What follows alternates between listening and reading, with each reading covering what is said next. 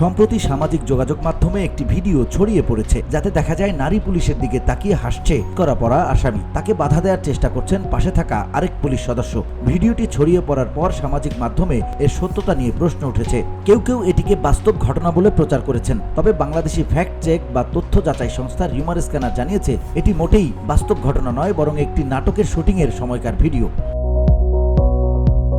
শনিবার রিউমার স্ক্যানারের এক প্রতিবেদনে এ তথ্য জানানো হয়। প্রতিবেদনে বলা হয়, নারী পুলিশের দিকে তাকিয়ে আসামির হাসি দেওয়ার এই ভিডিওটি কোনো বাস্তব ঘটনা নয়। এটি বেসরকারি টেলিভিশন চ্যানেল দীপ্ত টিভির মাশরাফি জুনিয়র ধারাবাহিক নাটকের শুটিংয়ের সময় ধারণকৃত একটি অভিনীত ভিডিও।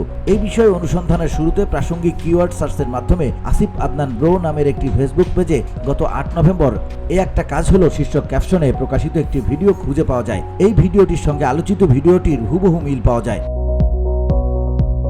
প্রতিবেদনে আরও বলা হয়েছে, ভিডিওটির সঙ্গে যুক্ত বিমানবন্দর থেকে গ্রেপ্তার সিঙ্গেল লীগের সভাপতি আসিফ আদনান লেখা থেকে প্রতীয়মান হয় এটি মজার ছলে তৈরি একটি ভিডিও। এছাড়া এই ফেসবুক পেজে প্রকাশিত বিভিন্ন ছবির সঙ্গে ভিডিওতে আসামির ভূমিকায় থাকা ব্যক্তির চেহারার মিল পাওয়া যায়। পরবর্তীতে আসিফ আদনানের ফেসবুক অ্যাকাউন্টে গত 18 ডিসেম্বর একদিন সকালে ঘুম থেকে উঠে দেখি আমি ভাইরাল শীর্ষক ক্যাপশনে প্রকাশিত একটি পোস্ট খুঁজে পাওয়া যায়।